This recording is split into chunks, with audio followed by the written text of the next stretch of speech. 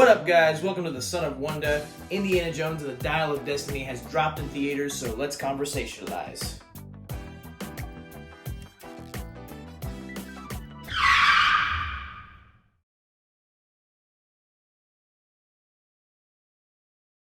Alright, guys, now this was my most anticipated movie of the year going into 2023.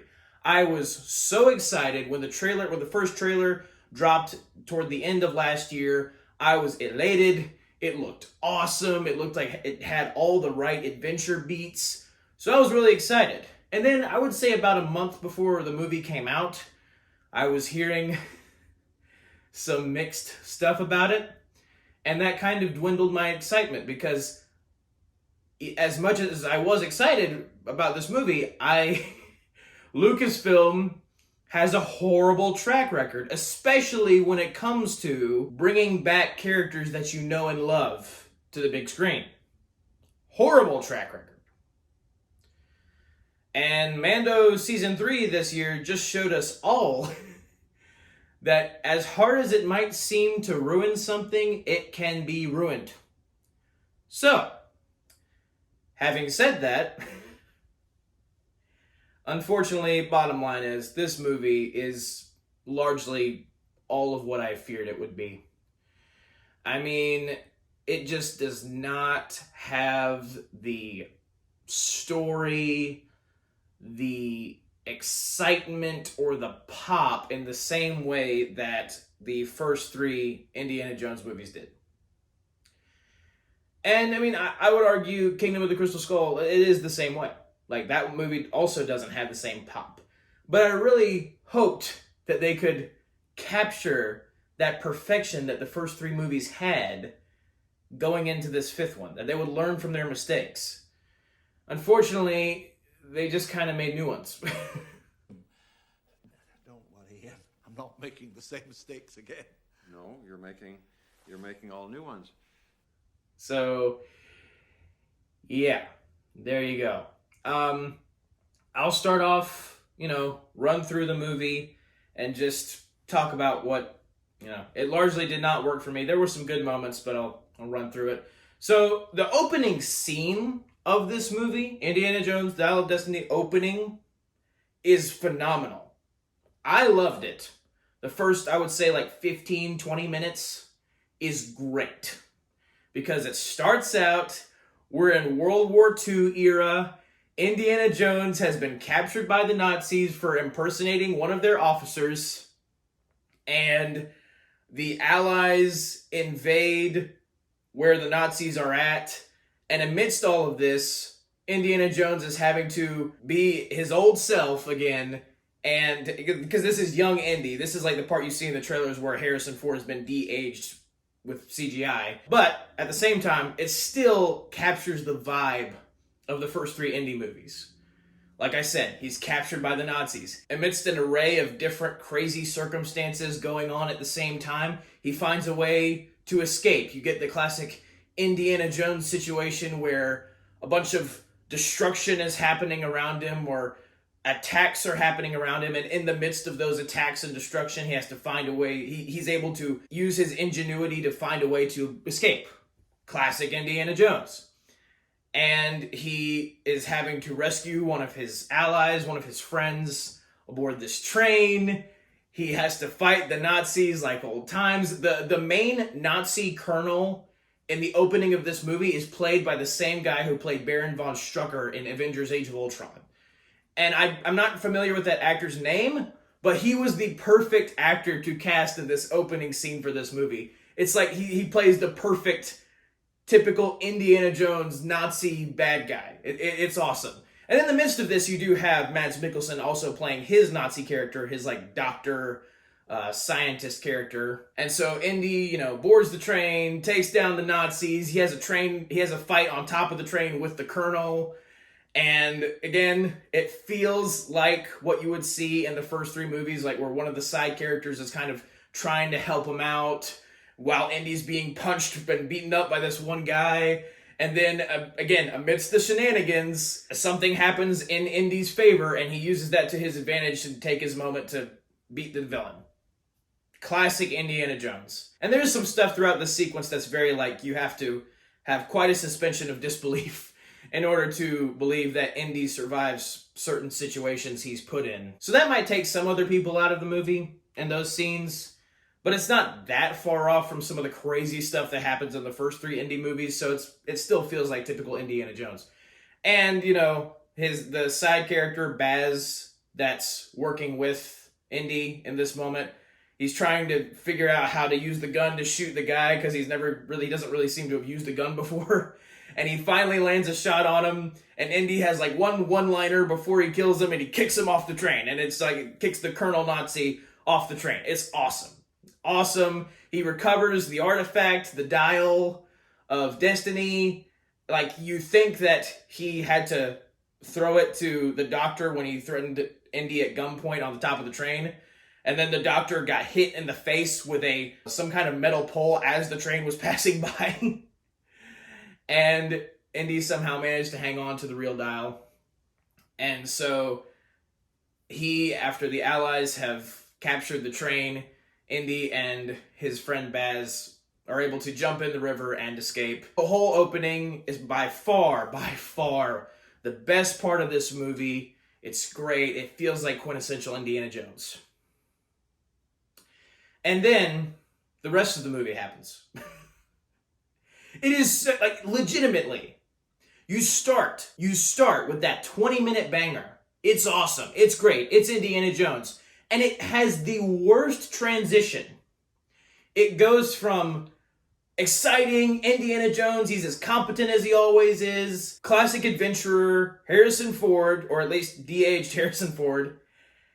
And then it transitions to present-day Indy, when he's much older, in his underwear, asleep, watching TV in the living room, and then yelling at the neighbors for them having their music up way too loud.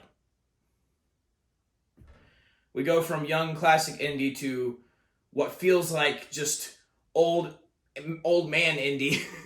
Get off my lawn. That's what that feels like. And it's the worst transition. And then we come to find out that Indy has apparently, or is at least in the process of divorcing Marion Ravenwood, even though he married her at the end of the last movie, Kingdom of the Crystal Skull.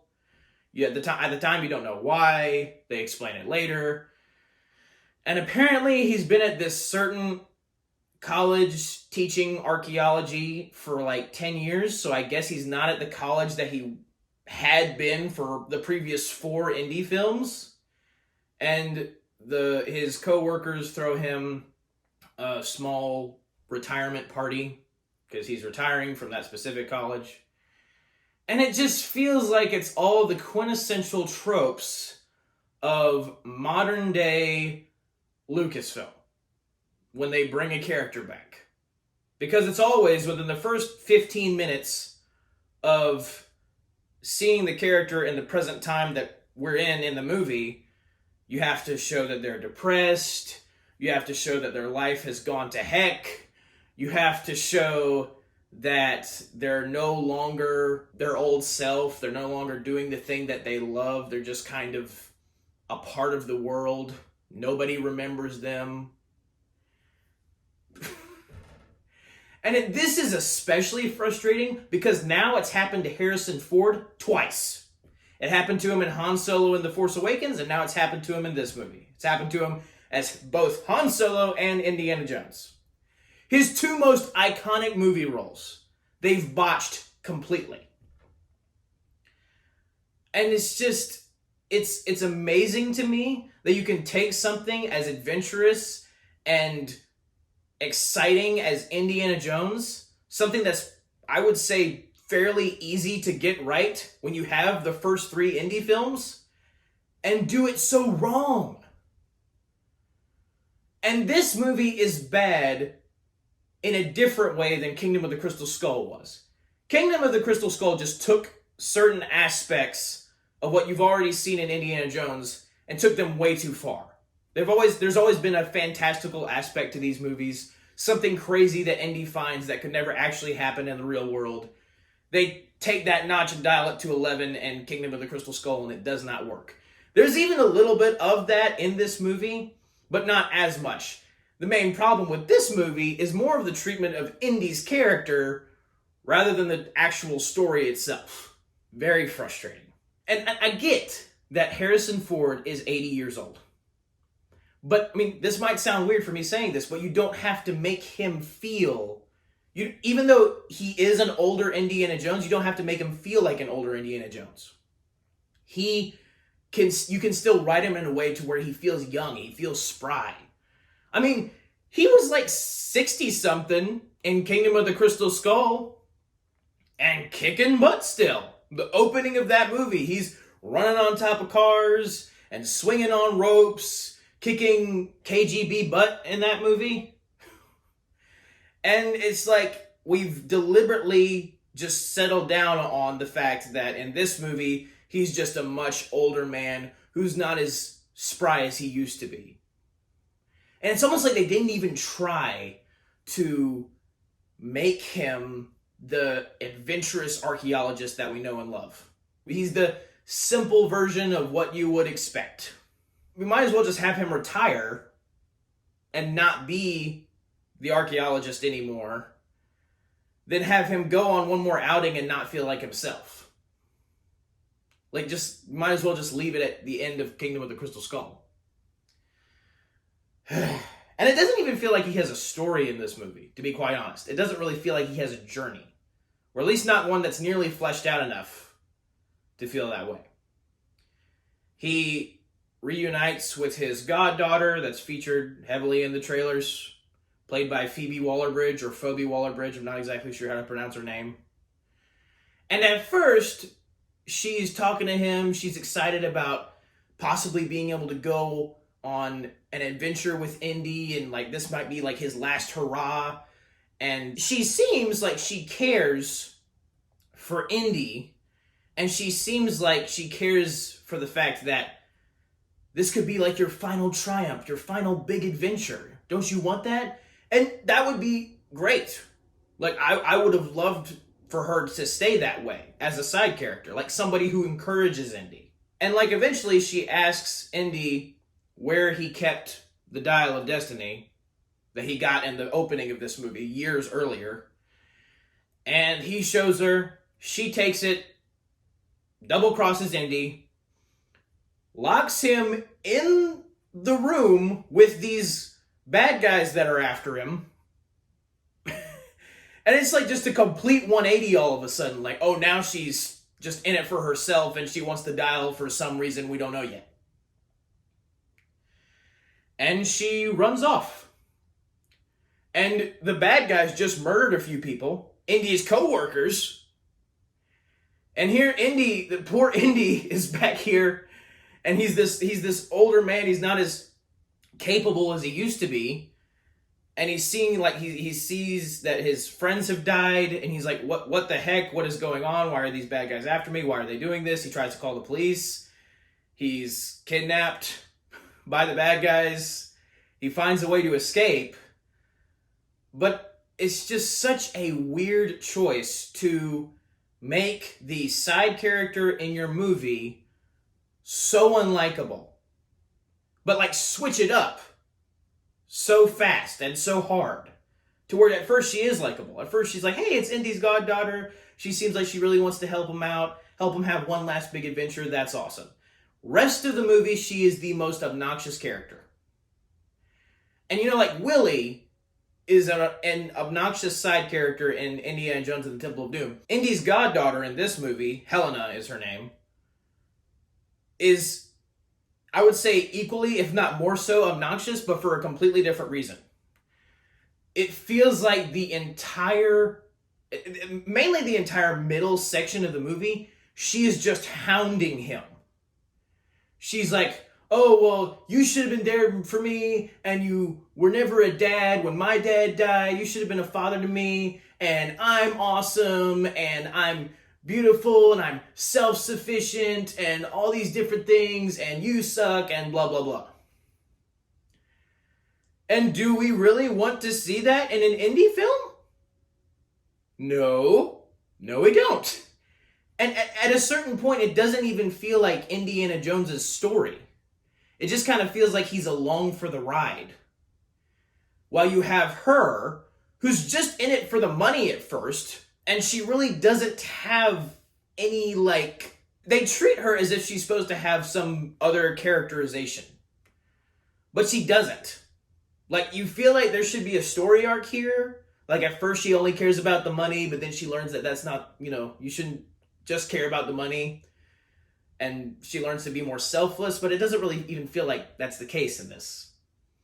Like, they're hinting at a story arc, and then they don't do it.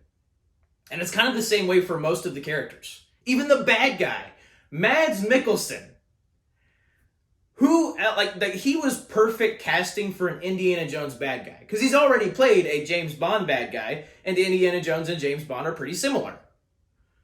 So Mads Mikkelsen was perfect casting for that. And he is a decent bad guy in this movie, but not nearly as good as he could have been. The bad guy's name is Fuller, if I'm pronouncing that correctly, I don't know. And he was this doctor you see at the opening of the movie. He survived World War II, and he became a scientist who worked for the U.S. government. And he plays the part in the Indy universe of the man who helped put the astronauts on the moon in 1969. So you have some really interesting ideas there, where the doctor at the beginning of the movie, Mads Mikkelsen's character, Fuller, keeps talking about how important the dial is. And how powerful it is, and that it's the source of like true power. It can be the key to being in control of everything. And he still has that mindset in present day, in 1969. And he's gone from being a Nazi to kind of weaving his way into being able to help the U.S. government put a man on the moon just so he can have favor with the president to fund his operations that are pretty shady. All of that is insanely interesting, especially for an Indiana Jones movie that is set in the far future when Indy is much older. That was a great idea. Even motivations that you learn that Fuller has later are even more interesting. Like, wow, what a crazy idea. That's a really cool idea for a villain, especially an Indy villain. But they never take full advantage of that. They keep hinting at his motivation. They keep hinting at what he wants to do throughout the movie, but they never tell you until right before the climax. So you don't really know why Fuller is doing what he's doing exactly. Like, you know he wants the dial, but like for what? Why does he want the dial? He doesn't get fleshed out enough.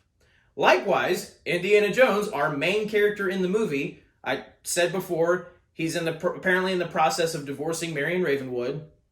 And apparently the reason for that, he has this very tense scene in the middle of the movie with his goddaughter where he talks to her about the fact that, because the Dial of Destiny is rumored to be able to turn back time, allow you to go back in time. We're bringing time travel into Indiana Jones. I guess aliens weren't enough, right? But the Dial is rumored to be able to do this, and his goddaughter asks Indy, if you could go back in time, what would you change? And he said, well, I would stop my son from enlisting in the military, and I would do that by telling him he was going to die. So Mutt Williams from Kingdom of the Crystal Skull, Indiana Jones' son, that he had with Marion Ravenwood, has died in between films. And that's the reason for Indy and Marion's divorce. So that's a major plot point and part of Indy's story, yet it doesn't feel like it's a major part of this movie. They keep hinting at stuff that's really interesting, but they don't do anything with it. And when you have that, coupled with the fact that Helena is very obnoxious, like I said, she only stole the Dial of Destiny for the money, to sell it. And Indy ended up being framed for the deaths of his own friends. The ones that the bad guys killed who were working for Fuller. And she doesn't care. She's just auctioning the dial off for cash, and she sees Indy, and she's like, oh, I'm just gonna do what I want. Whatever. And there's like a couple moments where she just is completely uncaring about Indy's safety at all. Like, there's even a moment where bad guys are attacking her, they have guns pointed at her and Indy, and she speaks to them in a different language, and Indy's like, what'd you say? And she said, I told him to shoot you. What? What? What?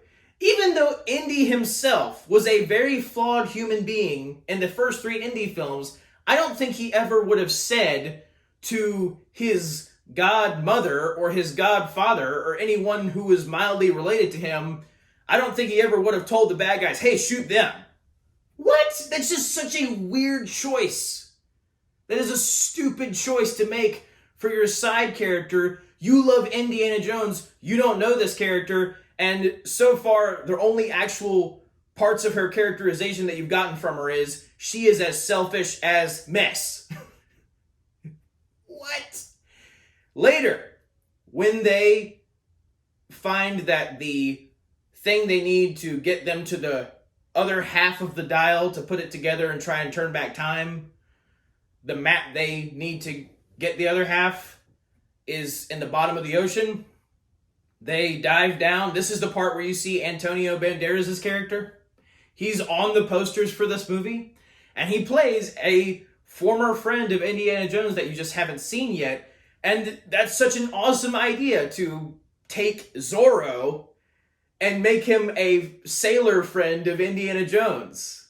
Like that they've partnered with each other before on different adventures. That's such a great idea.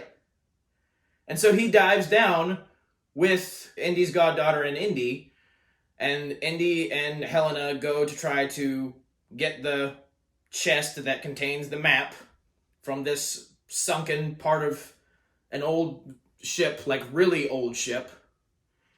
And there is a funny exchange where earlier when they're on the boat above the water, Antonio Banderas' character tells Indy that there are eels in the water. And he's like, what? And the kid, who is like the sidekick to Helena, is like, oh, those eels kind of look like snakes. And Indy's like, no, they don't. What? No, they don't. And I do love that callback, that, you know, he's afraid of snakes, so they kind of find a way to implement that in this movie, where he has an encounter with basically the water version of snakes, like eels. They're like just equally as scary, if not more so. And so when they're down there in the ship, Helena and Indy are attacked by like a swarm of eels. What is Helena's first response? Help Indy? No, she just leaves the ship immediately. And she seems to leave with the intention, like she has the chest and she's going back up to the surface, and then she looks back at Indy and she's like, oh, well, I probably should help him. Being swarmed by eels. Terrified, because they're basically water snakes. This older man is being swarmed by eels, and she's like completely uncaring about it at first. Like, what? Forget character. Like, what kind of person have you written here? Like, are we supposed to like this person? I'm not. She's not likable. And so, like, you have moments like that just completely, they take you out of the movie when you see just how blatant these moments are. Like, she doesn't give a mess about Indy. At least not at first. And then by the end, once Indy's life is threatened, she's like, oh, well, we probably should save him. Even though they haven't bonded that much. Like, maybe a little bit. And she hasn't really been on a journey. She's still just in it for the money. And she hasn't really been taught. Indy hasn't really necessarily taught her in any specific way, like, no, this is about more than money. This is about stopping these evil bad guys from trying to take this legendary device and turn it into a force of evil.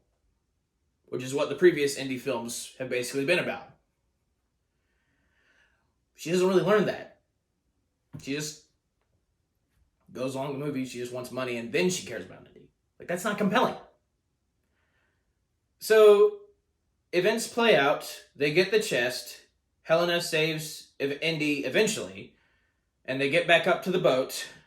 Fuller has gotten to the boat. He's captured them all again. Or at least Indy again. Indy gets captured 3 times in this movie, by the way. And the way it plays out is really annoying. It's really annoying. But Fuller captures them all. He threatens Indy to read the map because it's in this other language. So he threatens Indy to read the map so he can find the other half of the dial. Indy refuses. So Fuller proceeds to shoot Antonio Banderas' character and kill him. And I'm wondering to myself, again, another moment where you had something really cool that you could have done something awesome with. No, we're not going to do that. So many moments in this movie. So many bits like that. Indy has a semblance of an emotional story, but we're not going to flesh it out. The villain has a semblance of a compelling villain arc, a compelling motivation, but we're not going to flesh it out. Helena starts out as an encouraging character, but she ends up becoming a jerk. Like, why? Why do you keep doing this? Antonio Banderas, Puss in Boots, Zorro. He's awesome. And he's like he would be the perfect Indy side character. Indiana Jones side character. He would be great. And at first you get some of that. An older sailor that Indy knows. And then he dies. He just gets shot. Wasted potential to the max.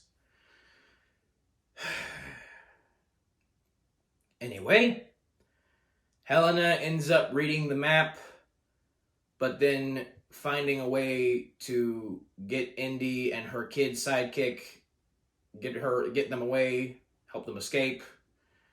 Apparently, she read the surface map, but there was a map inside of the square thing. Apparently, it's something that if you light on fire, it will melt and reveal the actual map, which is made out of like a circular gold piece with a picture of a moon on it. So, apparently, there was a map inside of a map. And she just kind of knew that by feeling the weight of it. Like, she's also, again, in some ways kind of like the character you're following, and he's just kind of along for the ride. The only reason he even gets involved with this whole adventure in the first place is because she inadvertently frames him for murder. Or causes him to get framed for murder. And then Indy has to go find this dial so he can clear his name. And find the bad guys. The whole reason Indy's dragged onto this thing is because it's Helena's fault. And yet she's acting all hunky-dory and that she just did the best thing ever by getting them out of the ship. And Indy's like, my friend just died. My really good friend just was killed right in front of me. And she's like, oh, well, I'm sorry. And that's the kind of thing that can make you really dislike a movie, is when you bring back a character that you know and love, who's had many daring adventures of their own so far, and not only do you take that character and bring them down to yet another case of a washed up guy who feels like he doesn't have a place in the world anymore, you replace him with the most obnoxious, selfish side character ever. Why? Why would you do that? Why would you do that? Anyway, they find where the other half of the dial is, and the bad guys show up. Andy is shot, and the bad guys capture him again. And Fuller takes him aboard the plane, and this is when Fuller reveals that he's actually planning to use the dial to go back in time and kill Hitler. Because Fuller feels that Hitler was the reason for the Nazis' failure, even though Hitler was the leader of the Nazis. Indy even has this line when he's captured, like, what kind of Nazi would kill the Fuhrer? And that's why is Fuller believed that the loss of World War II was all Hitler's fault. That is a really cool idea for a bad guy. And so you set that up as they're going back to 1939, and Fuller has this plan to try and kill Hitler, which will put Indy in a very precarious position because he always hated Nazis. He wants to stop Nazis, but in that case, he would have to stop Fuller from killing the leader of the Nazis. So, that would put Indy in kind of a weird situation. Be a really good setup for a finale. And so Helena has caught up to the plane. She manages to board it before it takes off. And somehow the kid's side character is able to just get inside another plane and fly it. I don't even think there was any hint or mention earlier in the movie of this kid having any knowledge of how to fly planes. He's just able to fly it. Okay, whatever. The plane that Fuller is on, he plans to go back in time, 1939.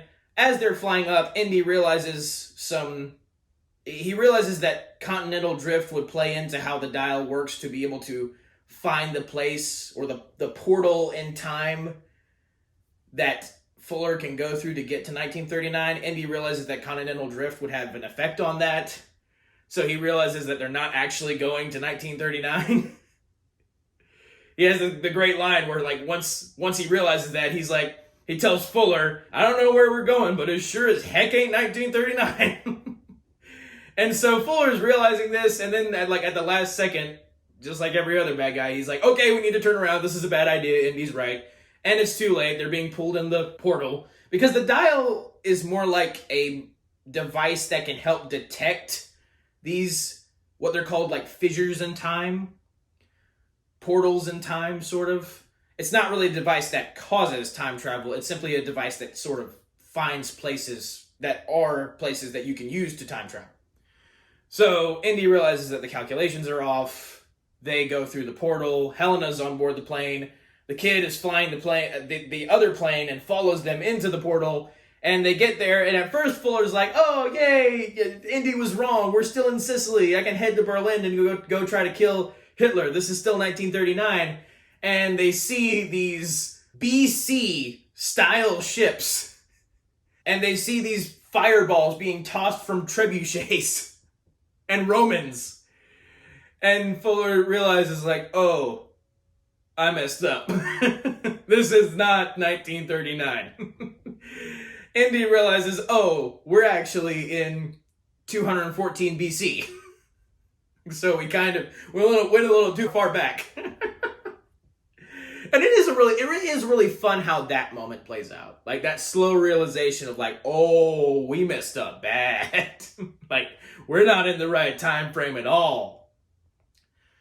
But at the same time, it is such a weird way. It's a very weird choice of climax for this movie. Because you have the great opening with Indy in Germany and having to fight the Nazis, and Fuller is there. And if things had played out differently, Fuller might have been able to escape with the dial. The Germans might have been able to win the fight, at least against Indy.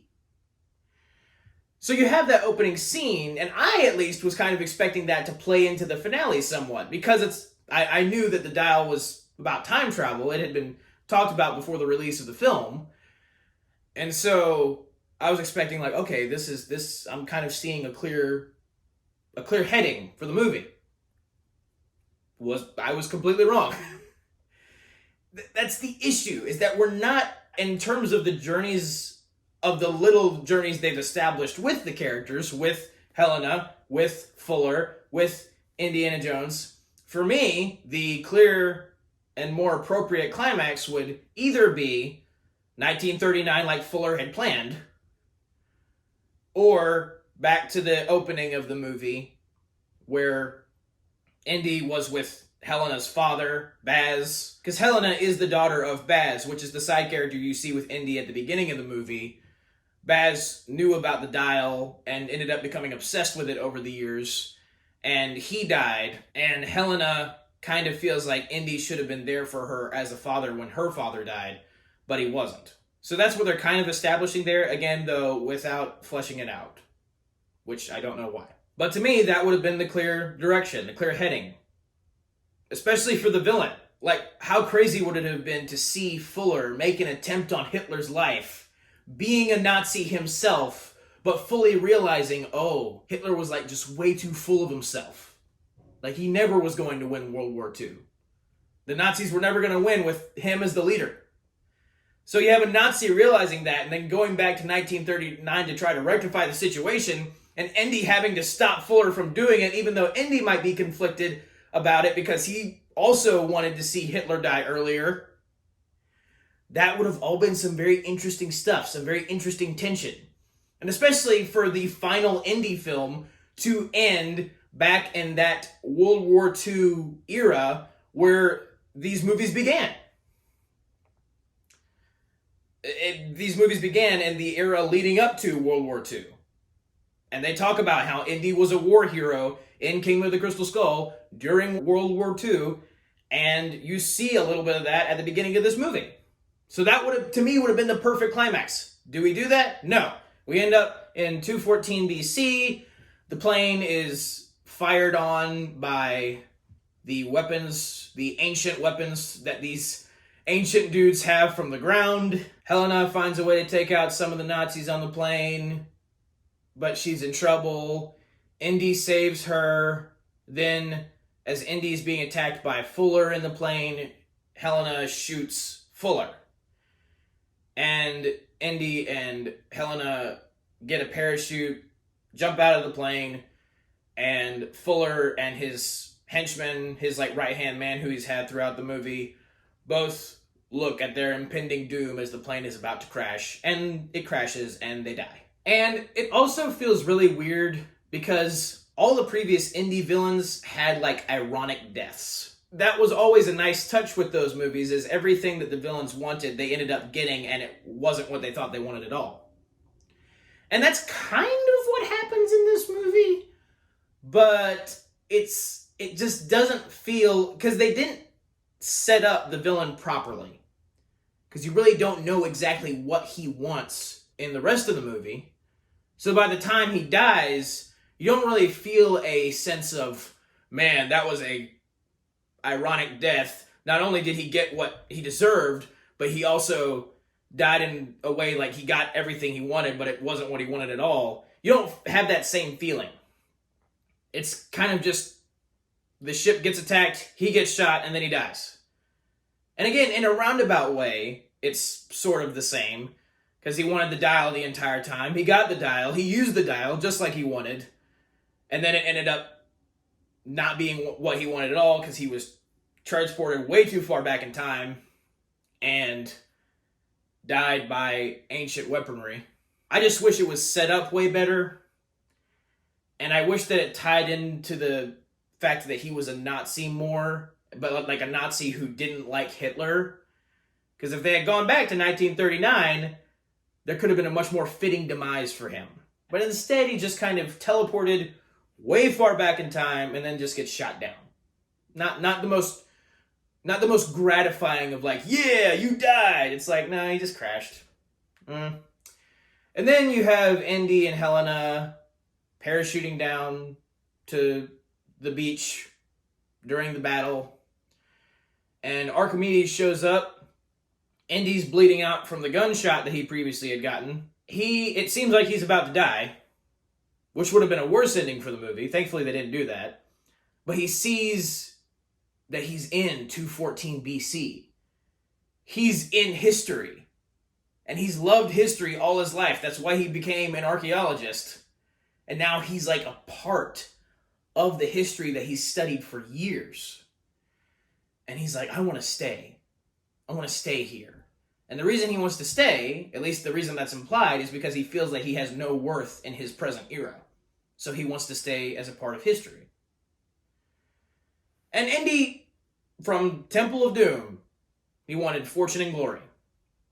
But he never really got the lasting glory that he expected from some of his adventures.